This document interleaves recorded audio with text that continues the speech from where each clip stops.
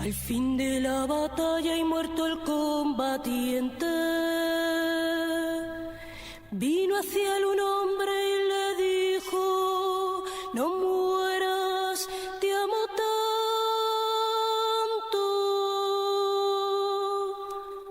Pero el cadáver ahí siguió muriendo, pero el cadáver ahí siguió muriendo.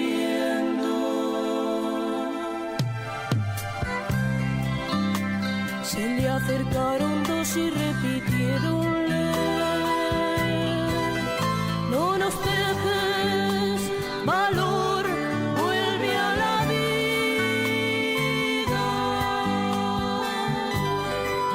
Pero el cadáver ahí siguió muriendo, pero el cadáver ahí siguió muriendo.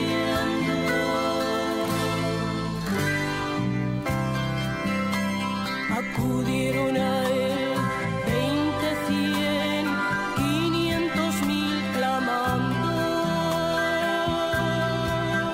tanto amor y no poder, nada contra la muerte. Pero el cadáver siguió muriendo, pero el cadáver siguió muriendo.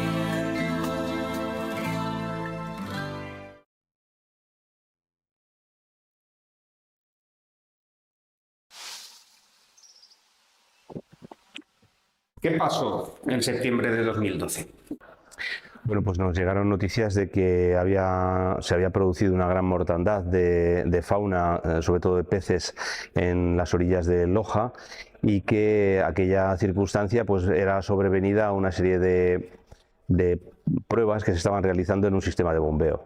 Yo recibo la llamada de un amigo, José Luis Malvesado Seara, absolutamente desolado.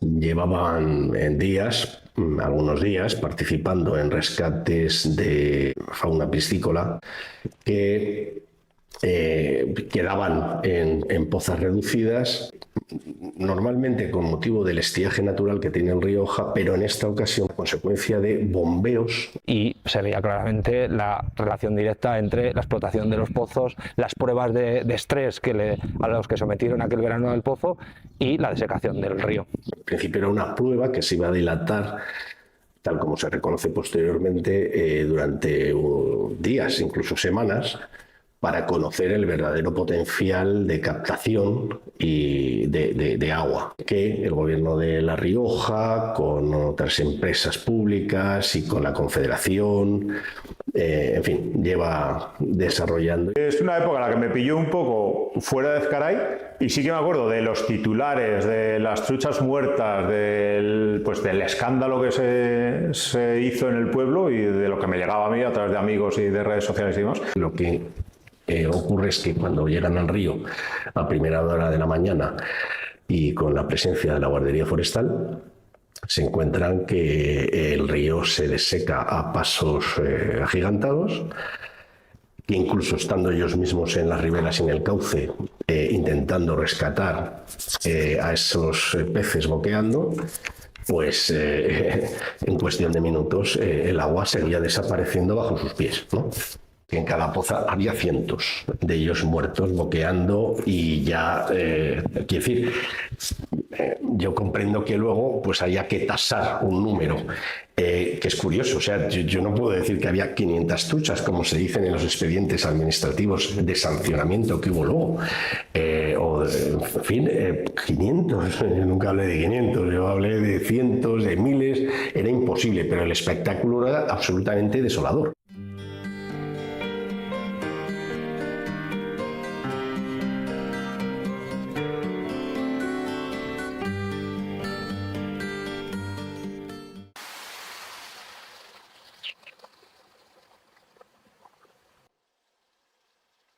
lo que estamos hablando de la captación de agua es fundamentalmente se basa en hacer un pozo para captar agua de ese acuífero profundo, que es un acuífero, las rocas calizas, ¿sabes? Las rocas estas, las peñas Santo Cuatro, hay una banda caliza, que absorbe también el agua, se infiltra, pero se infiltra más, se infiltra dentro de toda la roca y forma, al final, por disolución a veces forma simas o cosas así, y ahí hay un acuífero, o sea, ahí hay agua que procede de todo el aporte también de la sierra y tal.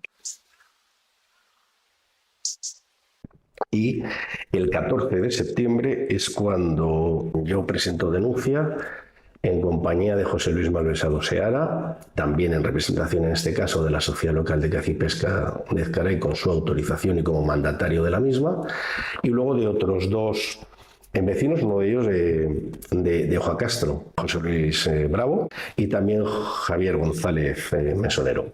Así que fuimos 4 los que el día 14 nos habíamos concitado para formular las denuncias que cada uno tuvimos por conveniente, con todo lujo de detalles y por supuesto además aportando pues un pendrive en el que había, pues no sé, más de 300 fotografías de lo que había sucedido. José Luis Bravo lo hace como vecino de Ojacastro, como hace lo mismo Javier González Mesonero, porque son vecinos de Ojacastro que además detectan otras incidencias, ya no solo es la mortandad de la ictiofauna, no. Además, se dice que dejan sin agua potable a los vecinos de Ojacastro el sábado 8 de septiembre. O sea, quiero decir que es que esto generó una serie de incidencias que llegan incluso a Santo Domingo, porque de Santo Domingo yo conservo el bando en el que el viernes 7 ya se avisa a los vecinos diciendo que hay restricciones de agua porque hay problemas de abastecimiento. Lo que sí es preocupante, y por eso Ojacastro reclama soluciones ante la irresponsable extracción de agua que amenaza el futuro del Valle del Oja. José Mari Merino, buenos días. Buenos días. Vamos a ver, el problema viene de atrás. Llevábamos 2 años en el río Oja con pruebas y luego ya con bombeos real de la estación, que al llegar al mes de agosto, los cauces molinares de Ojacastro se secaban. ¿Por qué? Coincidiendo con la sequía, los bombeos que hacen a la estación de tratamiento de aguas potables de Ezcaray van achicando el aluvial. La estación de aguas potables decidieron alimentarla con los pozos. Y los pozos no dan agua suficiente. ¿Qué hacen estas bombas? En invierno, cuando hay agua, chupan del río porque lo tienen lo más fácil. Está claro. Y cuando el río va bajando, empiezan a chupar del aluvial. ¿Qué es eso del acuífero de roca caliza profundo, el acuífero aluvial? ¿Qué es todo eso que estamos escuchando? Sí, bueno, pues en esta zona lo que ocurre es que tenemos estos materiales carbonatados o estas calizas que son realmente las que son capaces de albergar unas cantidades de agua más significativas, ¿no? Y que son las que realmente se van a explotar. Y por otro lado tenemos el otro cuerpo acuífero que está conformado por estos materiales aluviales, digamos que van asociados a todos esos materiales que arrastra el río, que va erosionando, sedimentando, etcétera. Y lo que pasa es que entre esos dos cuerpos acuíferos existe una conexión hidráulica. Es decir, el agua que percola a través o que se infiltra a través de ese acuífero aluvial llega al acuífero calizo y el acuífero calizo, su nivel freático también puede llegar a alcanzar este acuífero aluvial. Por lo tanto, lo que se produce en uno de los acuíferos va a afectar directamente al otro. O sea, al final, los ríos en este tipo de sistemas geológicos van a depender completamente de las aguas subterráneas, ¿no? De hecho, cuando vemos agua en este tipo de ríos es porque el nivel freático está cortando la superficie. ¿Qué quiere decir esto? Que si en algún momento, por una determinada circunstancia, ese nivel freático baja, vamos a dejar de ver el río en superficie. El agua sigue circulando por debajo del terreno, como en forma de agua subterránea, pero evidentemente no vamos a tener una representación en superficie de ese nivel freático si no llega hasta ese nivel. un acuífero aluvial que además, por lo que se ha visto en los estudios que realizó el Instituto Geológico Minero de España, pues tiene unas propiedades hidrogeológicas bastante productivas. Digamos, la llanura aluvial o los materiales aluviales que van asociados al río Oja están compuestos principalmente por gravas y arenas. Estas gravas y arenas, dadas su forma, su tamaño, etcétera, dan lugar a que se generen muchos poros que puedan albergar agua subterránea. Es decir, dentro de hidrogeología diríamos que es una roca muy permeable y que puede dar lugares a transmisividades, es decir, a cuánto agua puede pasar a través de ellas pues en cantidades muy significativas y también en capacidad de almacenar agua subterránea, ¿no? Como hidrogeólogo, sí. ¿Ve usted conexión entre el estiaje más extremo que tiene el Oja los últimos años y los bombeos que se realizan? ¿Cree usted que podría haber una conexión directa?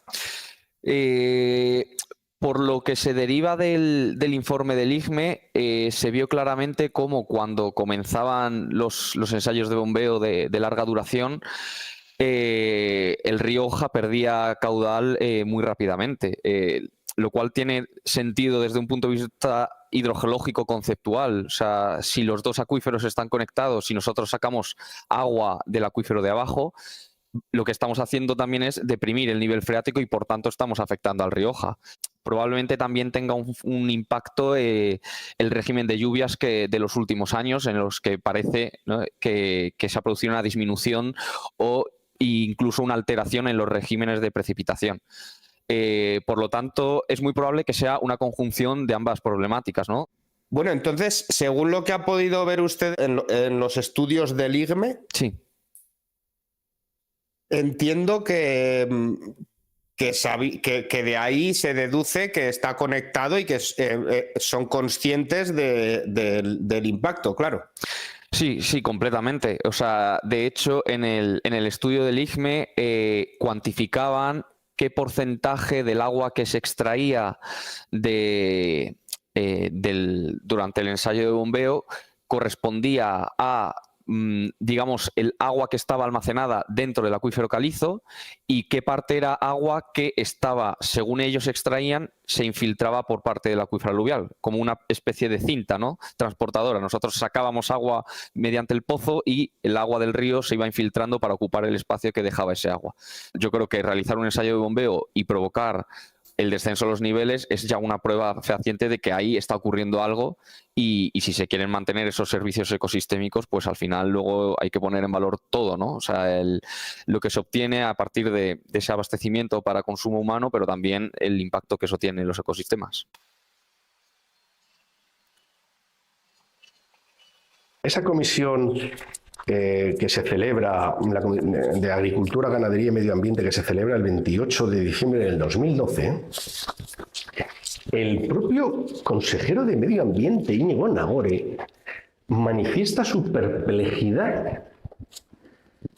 O sea, el consejero de Medio Ambiente se manifiesta perplejo en relación a las actuaciones indagatorias de la Guardia Civil, del Seprona, que se persona en las dependencias de la Dirección General del Medio Natural para preguntar, interrogar. Una vez que un particular o un colectivo, una asociación, se presenta ante el cuartel de la Guardia Civil para hacer una denuncia de oficio, pues evidentemente a partir de ese momento la Guardia Civil tiene que abrir un expediente que primero tendrá unas diligencias previas donde ellos verán si ciertamente aquello puede ir a alguna parte o si es algo que no es sancionable. En primer lugar, dice sin precedentes, porque realmente nos ha sorprendido la extensión del número de personas, la diligencia con que se ha actuado en esta ocasión a instancia, no sé si de oficio o motivado por alguna denuncia.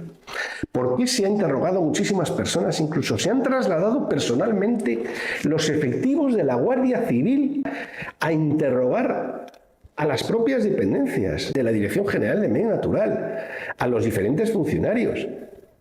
Bueno, increíble. O sea, la perplejidad es la mía, de que el político de turno le contraríe lo que es una actuación en toda regla, perfectamente formalizada, normalizada y ordenada. Al final él lo que hizo fue de alguna manera, supongo que con los apoyos técnicos que los consejeros tienen en este tipo de comparecencias, justificar la situación que se había producido. ¿No sabía sobre la denuncia o estaba haciendo que no sabía que había una denuncia? Sabía perfectamente que había una denuncia. En el diálogo diría que entre todos los comparecientes se percibe como que nadie entiende que la Guardia Civil haya tomado ciertas actuaciones como interrogatorios o ciertas investigaciones.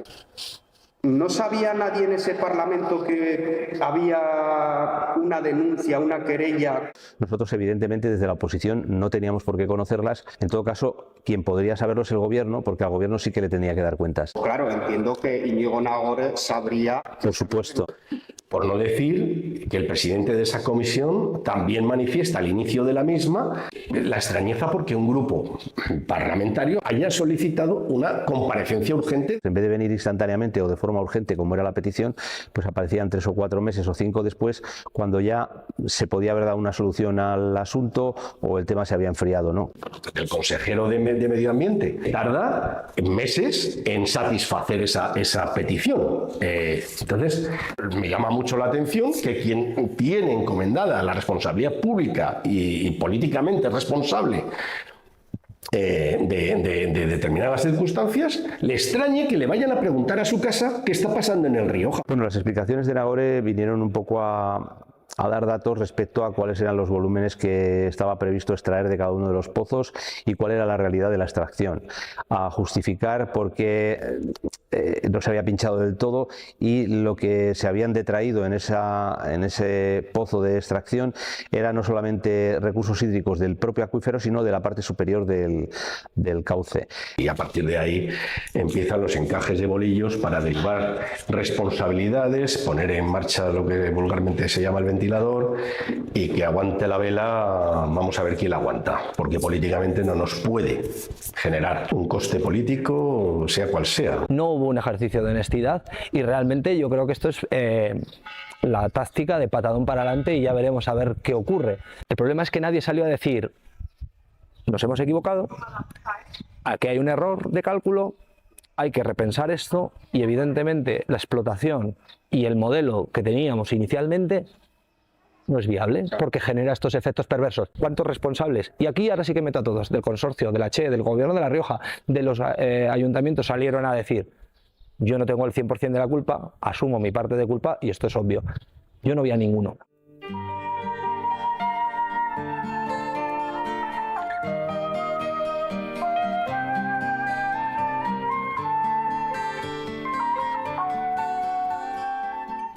El papel de la Confederación Hidrográfica es un papel de gestión de cuenca con independencia de las comunidades autónomas y la gestión de lo que son los recursos hídricos corre a cargo de la Confederación Hidrográfica del Ebro. Mira, la CHE es el organismo superior, ¿no?, de todos, que es la que controla todos los ríos y acuíferos. Entonces, la CHE es el organismo que te da un permiso si tú quieres hacer, yo qué sé, un regadío. Si a la CHE, esto es muy sencillo. Si yo soy un técnico y todo lo que normativamente le hemos exigido lo cumple, yo tampoco puedo decir, no, es que yo pienso, porque estaría tomando una decisión sin fundamentarlo en nada.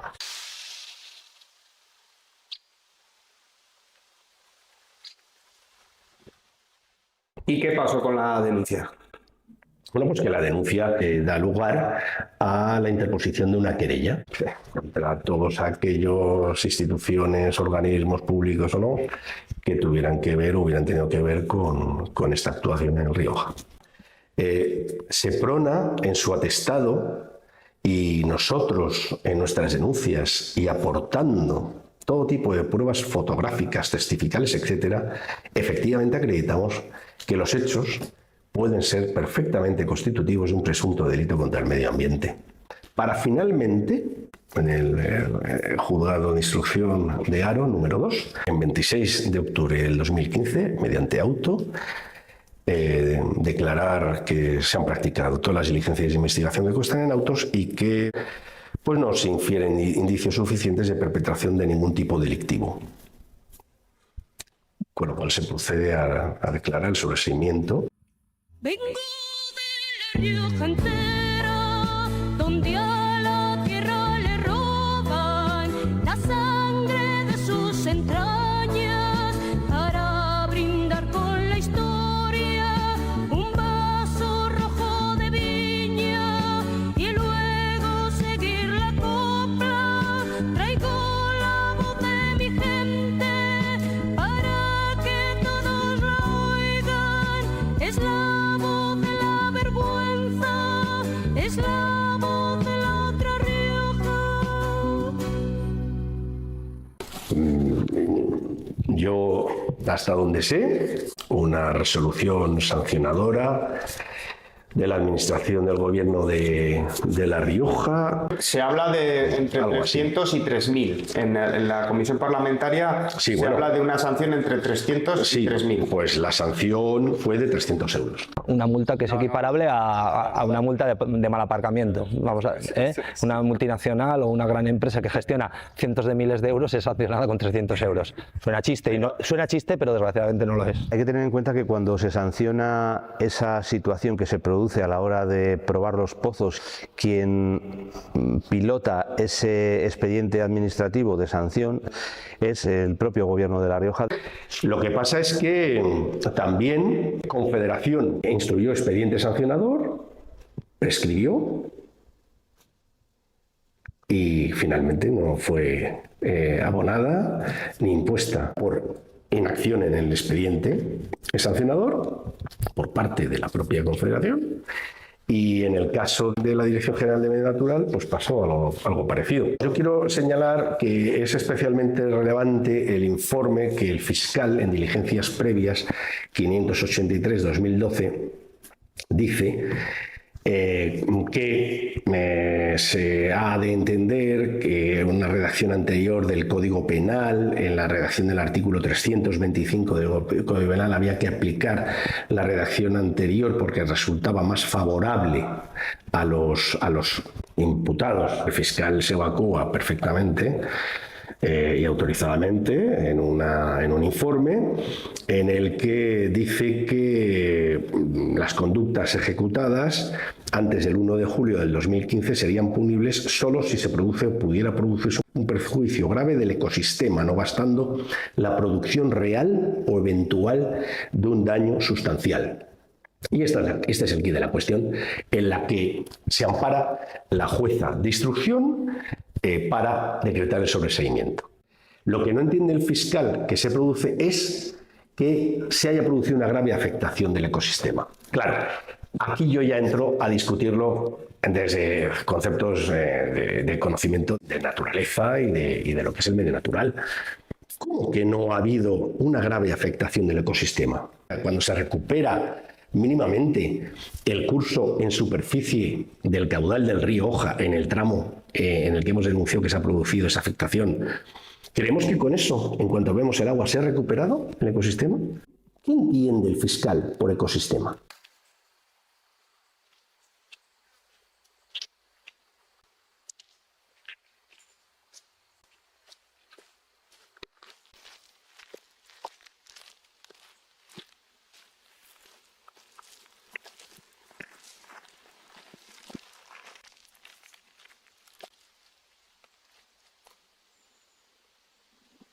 ¿Qué se entiende por ecosistema?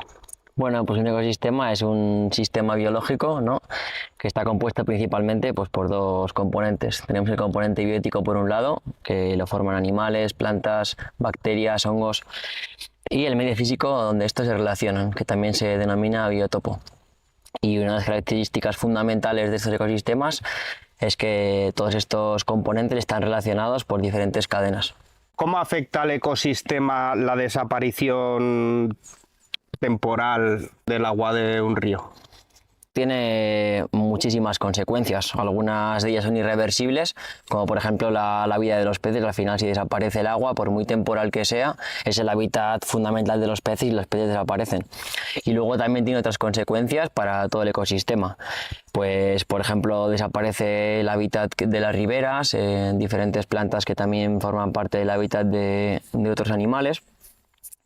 También tiene consecuencias para la desaparición del agua para el propio agua, haciéndola más vulnerable a la contaminación, por ejemplo, al aumento de temperatura, la falta de oxígeno.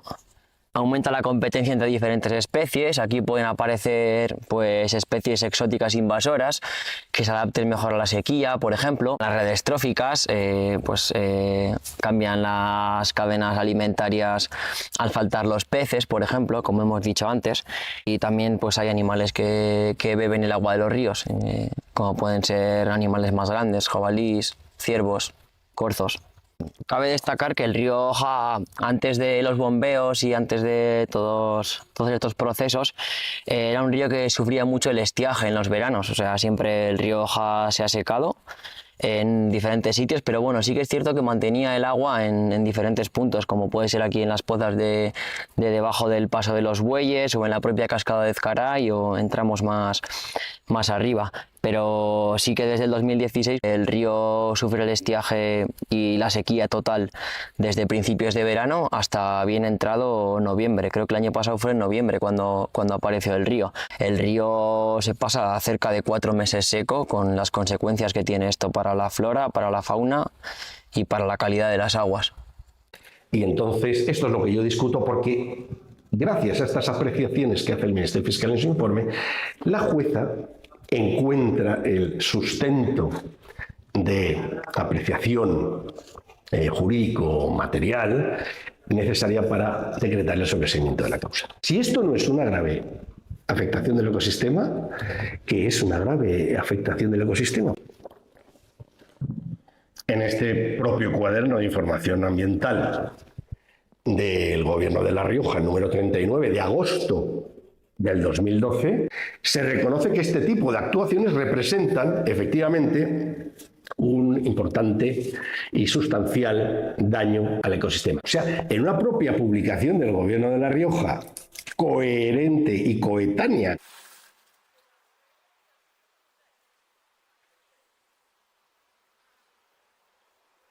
¿Puede estar esto relacionado, esta benevolencia de la justicia, con la presidencia de Acuaebro en aquel entonces? En aquellos momentos presidía Acuaebro una insigne ex dirigente, ex consejera y ex de todo del Partido Popular. Una persona que había sido vicepresidenta del Gobierno de La Rioja y también había sido consejera de Medio Ambiente en la comunidad autónoma, que era la señora Aránzazu Vallejo Fernández. Todos eran del mismo partido político también. Por lo tanto, ¿se podría haber puesto un mayor acento en la sanción? Pues lo desconozco. La verdad es que la situación y el escenario era el que era. Yo lo que pienso es, normativamente está preparado para ser benévolo. Es decir, yo no estoy tampoco diciendo que se archivó la denuncia, pues probablemente dijeran, no, aquí normativamente y legalmente no tienen ninguna responsabilidad. Uy, han tenido un fallo. En otras situaciones similares que se habían dado no hacía mucho tiempo, en otros cauces, se había actuado con más contundencia a la hora de llevar adelante un expediente sancionador. La situación de que quien realizara el proyecto fuese la propia comunidad autónoma, quien estuviese al mando de las obras fuese Acuaebro, con una directora que era ex alto cargo del propio Gobierno de La Rioja, que había ocupado las mismas funciones.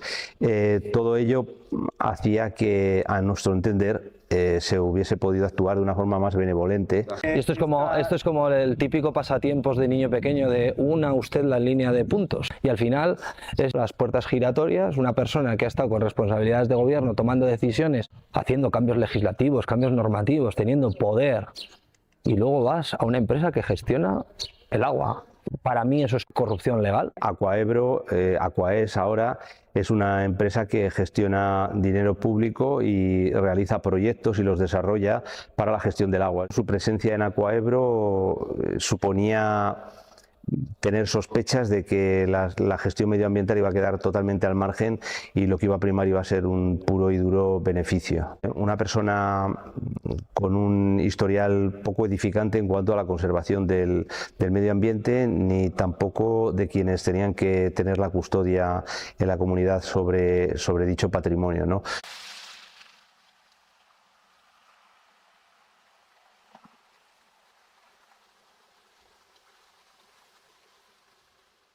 Bueno, pues ahí se acabó, no apelamos ese sobreseimiento en el convencimiento de que la causa desde luego no prosperaría, dado cómo estaba armado desde distintos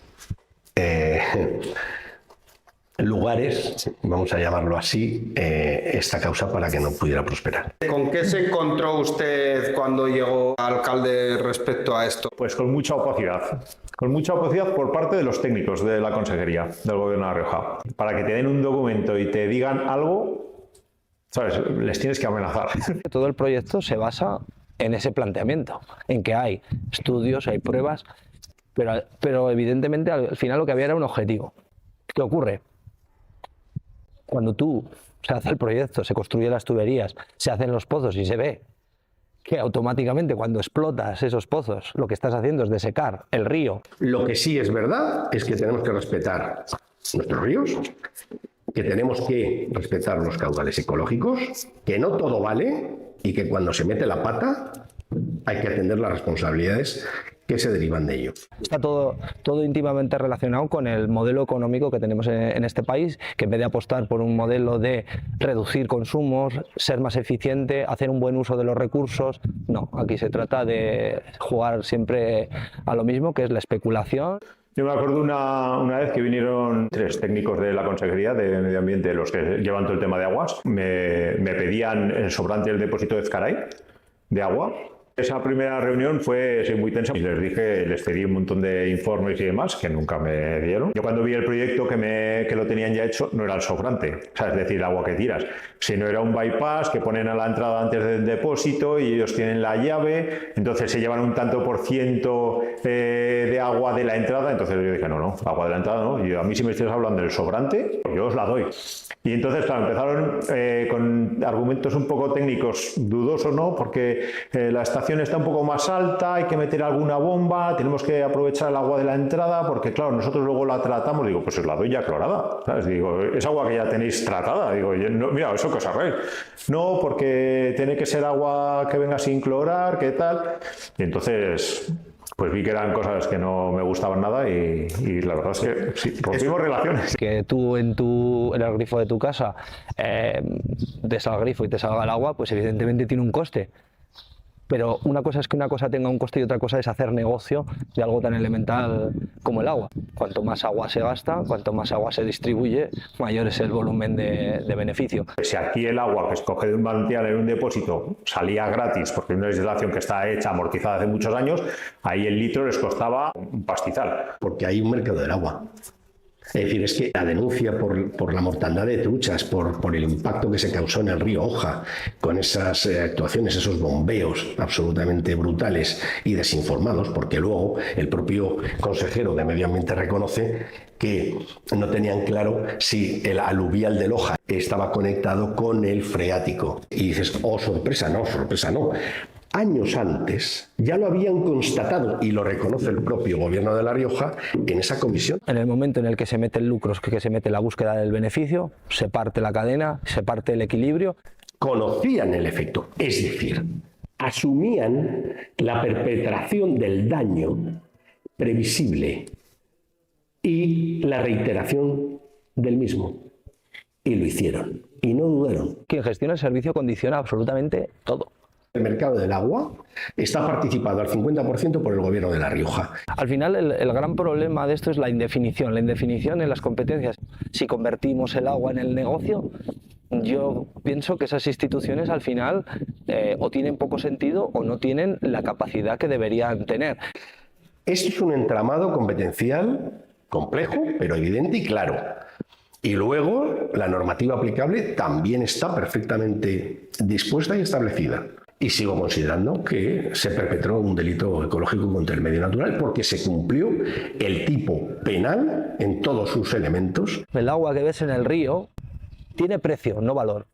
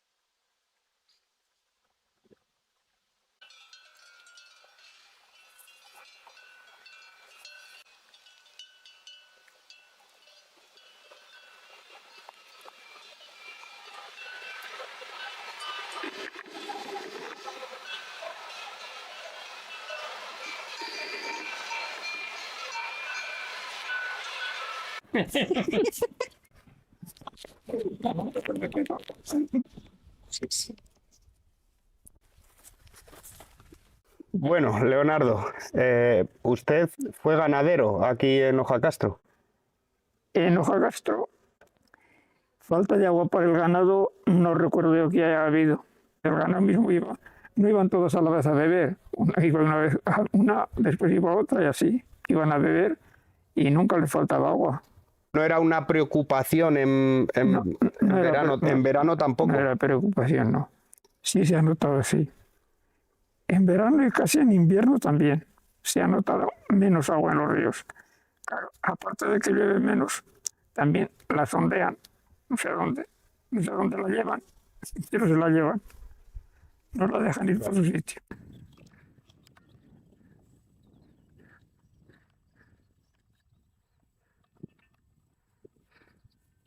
Ahora mismo en las zonas altas donde suele estar el ganado en el tiempo bueno, pues ya no pueden estar porque nos hemos quedado sin agua.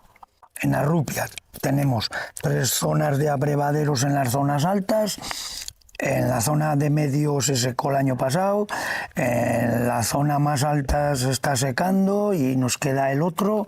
En la otra zona, en Garay, que lindamos con Ezcaray, si no fuera por un abrevadero que diseñaron para los 2 pueblos, trajeron agua de unos puntos bastante lejos, estaríamos también sin agua. Es que son 2 cosas, una el ganado de la montaña y otra el ganado del valle. Yo en el valle no tengo ahora animales, pero sé que otros ganaderos que tienen en el valle, pues se tienen que servir de coger agua de la de boca o de pozos para llenar las cisternas y que beban los animales. Claro, eso es insólito también.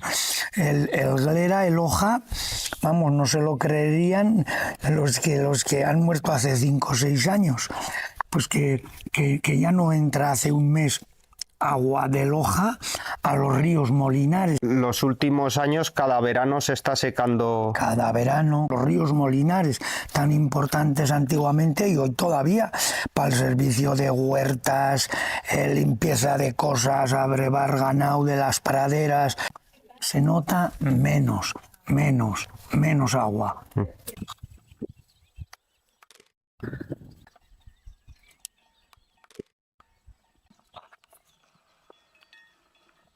Porque cómo se refugian, tío, las madres.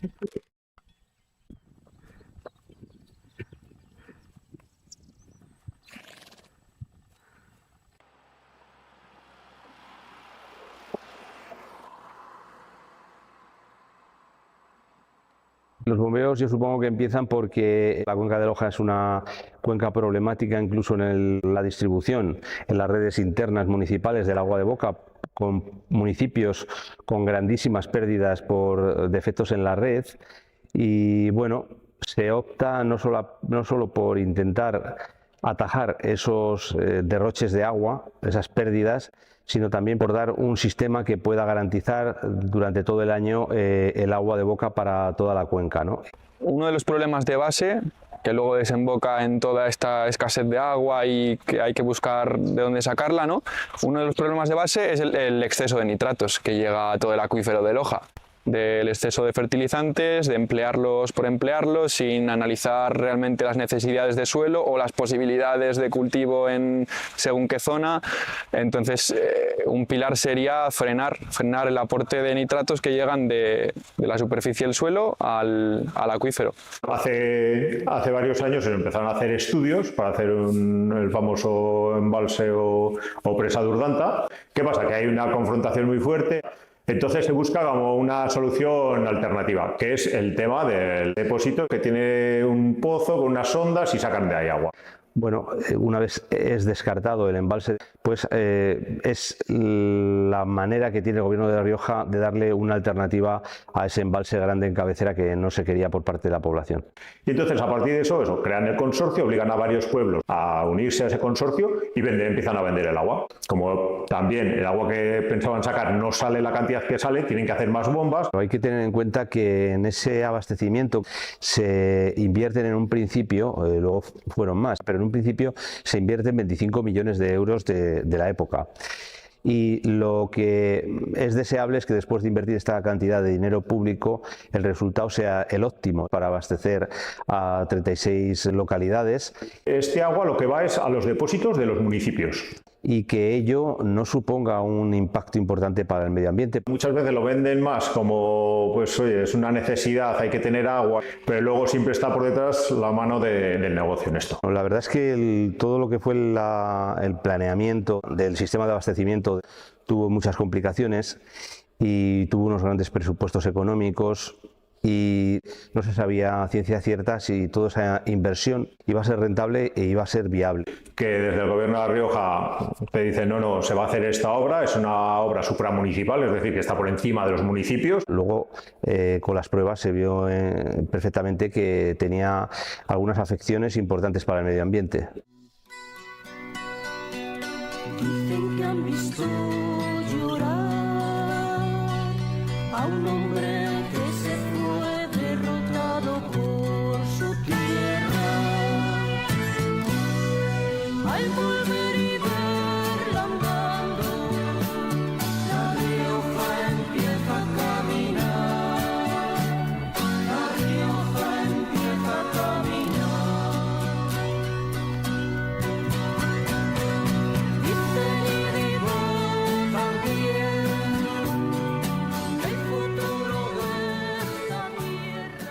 Pues la gestión de los pozos es algo que compete al Consorcio de Aguas y Residuos. Es ese estamento que puso en marcha el Gobierno de La Rioja y que hace gestión de abastecimientos, de recogida de residuos. El Consorcio de Aguas es una entidad que sí que está conformado públicamente, que tiene una dependencia tanto con la comunidad autónoma como con los ayuntamientos que están consorciados. El consorcio, que es una agrupación de municipios que se adhieren, puede ser el tema del agua o puede ser recogida de basura, que se unen entre ellos para solventar problemas de un mismo ámbito, en este caso del agua, y que, por ejemplo, el comprar agua o el tener una estación la puedan pagar entre todos. El Consorcio de Aguas trabaja exclusivamente en la Comunidad Autónoma de La Rioja porque es un organismo, una herramienta del Gobierno de La Rioja, de su Consejería de Medio Ambiente, ahora Agricultura y Medio Ambiente. Depende básicamente de la Dirección General de Calidad Ambiental y ese organismo es el que hace la gestión sobre el terreno de los abastecimientos de agua. Entonces está el de Zaldierna, que es otro tema diferente, porque es anterior, ¿no? Sí. El Pozo Santorcuato, que es el de la Picota. Eso está conectado con la estación. El de Zorraquín, que está sin usar, pero... Está hecho el pozo. Y luego está Cantera 1 y Cantera 2. Uno sí. Porque yo uno sí que lo he oído sonar. Uno por lo menos funciona. Desconozco en detalle cómo están ahora funcionando esas captaciones. Sí que sé que funcionan. Desconozco si todas o algunas de ellas. Había varios pozos, había 5 en total, quiero recordar. El de Santorcuato creo que sí que está funcionando, pero en cualquier caso lo que está claro es que no se han producido episodios en los cuales haya sido necesaria hacer alguna nueva inversión por falta de suministro de agua. Se sigue sacando agua de los pozos. El pozo de la Picota, pues cuando pone las bombas a tope ya sabemos lo que pasa. La bomba también de donde está Ezcaray Internacional, la fábrica de butacas, también está operativa. Lo que pasa es que esa sé que la ponen menos. Hay una tercera bomba que metieron en Zorraquín, pero que eso aún no está conectado.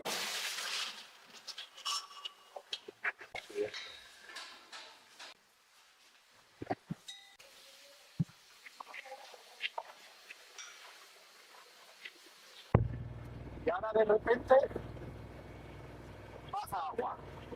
Más está seco. Y vas al día siguiente o a los 2 días y vuelve a manar agua. Y eso sí que no es normal. Nosotros ahora comprar en sí no, pero sí que le estamos dando todo el agua de boca. Pues desde 6, 7 años que hay dos ríos, el río de San Sebastián y el río de Guisala, que eso es toda la vida. Yo tengo 40 años, ha ido siempre, ha sido igual. Bajaban hasta el río, llegaba un momento que se secaban. Y hasta que llegaba la primavera o las lluvias otra vez, pues no volvían a dar agua. Y ahora de repente puedes ir en primavera y encontrarte el río seco de un día para otro total. Y a los 3 días vuelve a bajar agua. Aquí hicieron 2 pozos, se supone que muy grandes, y cuando se hicieron las pruebas, la verdad, salía un río de agua. Y en este lado del monte, para ser, yo creo que no llegó a influir. Era invierno. Nunca se sabe cuándo se exploten de verdad, si van a afectar o no. Claro. Pero ya empezamos a estar justos y los manantiales que hay aquí, estos ya se van secando también. Aquí hay una fuente que en 94 años nunca se había secado y ya llevamos 3 veranos que se va secando. Ahora mismo llevamos sin agua desde junio. Vamos ahora a 31 de agosto, desde junio. Y claro, es un monte entero que no tiene agua ningún animal, ni ciervos, ni ratón, ni perdiz, nada. Y yo sé que han estado trayendo agua, hay una urbanización en el pueblo que hay mucha gente realmente, de estar 30 pasamos a estar 1.500 personas y no hay agua. Llevamos ya 2 veranos que van trayendo cisternas de agua en verano, sobre todo que es cuando falta y cuando viene mucha gente. Y luego ya cuando se van, pues como quedamos pocos también, medio libramos, pero vamos, Zorraquín realmente no tiene agua. Pues eso, y lo dejaron todo machacado. Si un día tengo que arar esta finca, no me dejo más que piedras.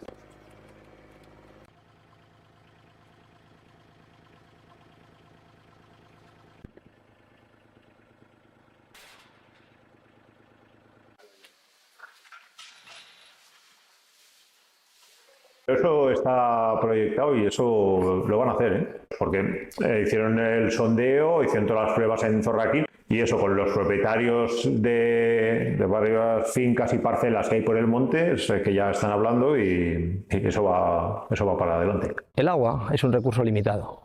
Tú no puedes explotar un acuífero o explotar un río hasta el infinito. No, es que la cantidad de agua que hay es finita. Si vamos a facilitar agua a unas 32.000 personas a costa de dejar los ríos secos, pues evidentemente habrá que buscar otra alternativa que seguramente desde el punto de vista técnico y político la hay. Ese modelo de pensar de que un valle puede abastecer de agua a un área indeterminada, indefinida y que siempre creciente, tanto de usos recreativos, de usos domésticos, de uso industrial, eso creo que es donde partimos del error. Siempre está pendiente como una cosa en el aire, una posibilidad de construir embalses en la zona alta de Ezcaray, como aquel que se desechó en su momento de Posadas, otras balsas más pequeñas como la de Zaldierna, etcétera. Creemos que básicamente es un parche, colocar un parche a un problema que encima traería otras consecuencias negativas para el entorno, principalmente al ecosistema del río, no solo del río donde se pretende hacer, sino al conjunto de la cuenca, de la cabecera, que es una zona que está bastante bien conservada. De hecho, vive todavía el desmán ibérico, que no lo conoce mucha gente, pero es una joya de la fauna ibérica. y el embalse sería claramente negativo para la especie. Aísla poblaciones por la propia presa, pero también causa desequilibrios en el caudal, cambios bruscos de temperatura, cambios en la sedimentación. Claro, en el momento que llega aquí el agua, el consejero va a decir, bueno, pues hay que hacer algo porque fíjate la urgencia y no sé qué, la emergencia, pues hay que hacer una presa. Entonces se casca una presa, donde sea, así como con dos cojones. Pero imagínate la planificación global. Aquí tenemos toda la tubería metida y no hay agua, o hay problemas con el agua. En el Ciso tenemos un super embalse hecho ahí para darle de ganar y no tenemos nada de tubería. También había otras opciones como la construcción de pequeños azudes en el propio río que pudiesen soportar una cantidad de agua suficiente como para que cuando se utilizaran los pozos no causasen ese problema en las capas altas del río Oja al mermar el acuífero. Estudiemos esto bien, demos soluciones y hagamos un debate profundo y serio con todas las opiniones. Se habló de presa. Bueno, el proyecto último que yo estudié con un buen amigo de Ezcaray, que es ingeniero forestal, bueno, pues en nuestra humilde opinión, esta presa estaba elegida en el peor sitio. Esta potabilizadora, que se llama ETAP, está para suministrar a pueblos del Oja y a pueblos del Oja Tirón. Sí.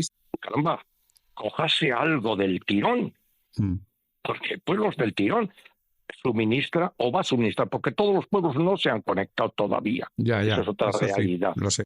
Porque está, por lo que dicen, la factura del agua es bastante cara.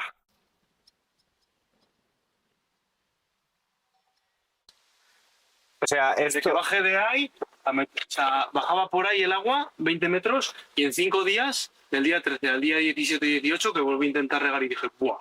Y encima que había llovido, se metía el agua a 9 tubos para adentro. Y esto me dices que los más mayores no lo habían visto nunca seco. Nunca, jamás.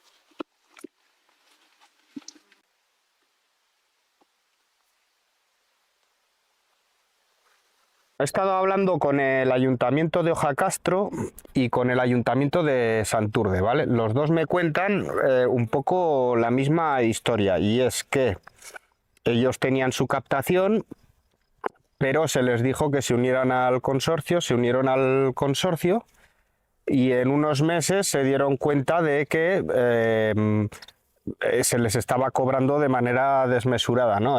Porque incluso cobraban las fugas, que si por ejemplo, en un contador, en los contadores debían cobrar 10.000 según los contadores, pues cobraban 20.000 porque estaban cobrando las fugas y tal, ¿no? Es un ejemplo, no son cifras exactas. Hace como 7, 8 años, que yo creo que fue cuando los ayuntamientos empezaron a unir, estuvimos hablando con el que era el alcalde antes, que se llamaba Isaac Palacios, y eso decía que se iba a unir y tal al consorcio, y Ángel y yo personalmente pues les decíamos, ¿cómo así? Explícanos por qué tal, y estuvieron unos meses, se dieron cuenta que el gasto de agua era carísimo y era imposible de sostener.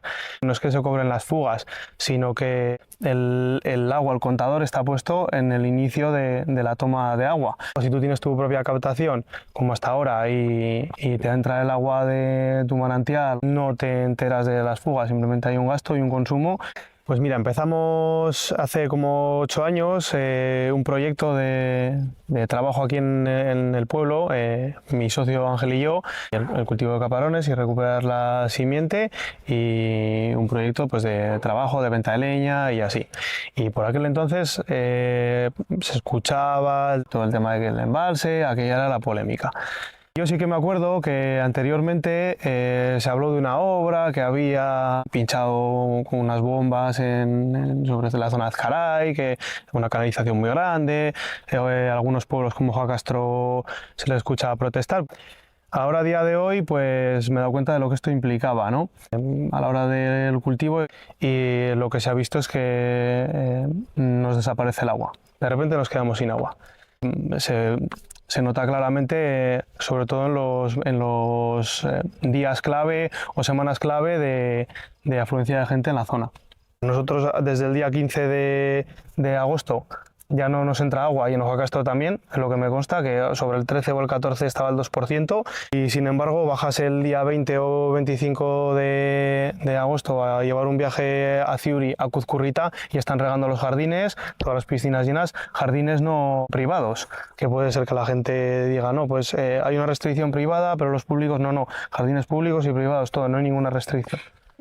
Yo creo que, aparte del consumo, que tenemos que empezar a reducirlo y a ser más conscientes de cómo, cuándo y por qué tenemos que consumir menos. Ojacastro, Zorraquín pasa de 30 a 1500, Ojacastro pasará de 200 a 700, Santurde de 300 a 1800, y de ahí para abajo todos los pueblos se multiplica un poco la población y es todavía más. El turismo masivo está convirtiendo esto en un resort, y había que poner un poco de... O sea, yo no digo que al final al Valle sí que le ha venido muy bien, joder, porque da alegría, hay negocios, sí, nosotros vivimos un poco de ello también, todos en general, de la agricultura, producimos un producto ecológico de calidad porque hay gente que lo valora y lo paga y se nos da a conocer porque la gente viene aquí. Pero claro, yo creo que se necesita un poco de apoyo, es decir, a ver, ¿cuál es el problema? ¿Cuándo es el problema? ¿En verano? ¿Cómo se puede solucionar? Y sobre todo eso, ser nosotros conscientes de que te haces una casa, te haces una piscina, pues esa piscina hay que llenarla, si ese jardín hay que regarlo, y si no se puede, pues ser un poco empáticos con las personas que estamos teniendo problemas y...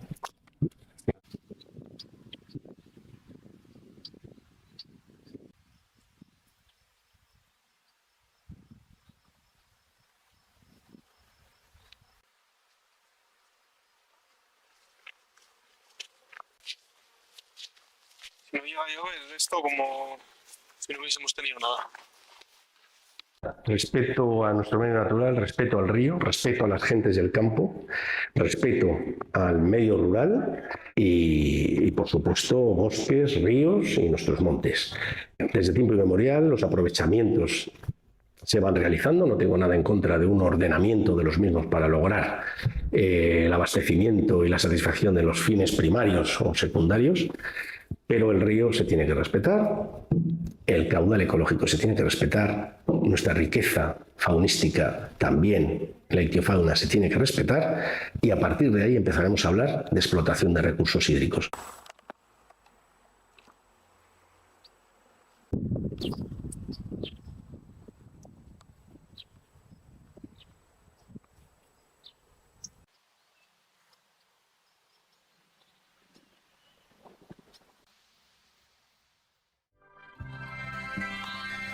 Eludiaron millones de individuos con un ruego común, quédate hermano.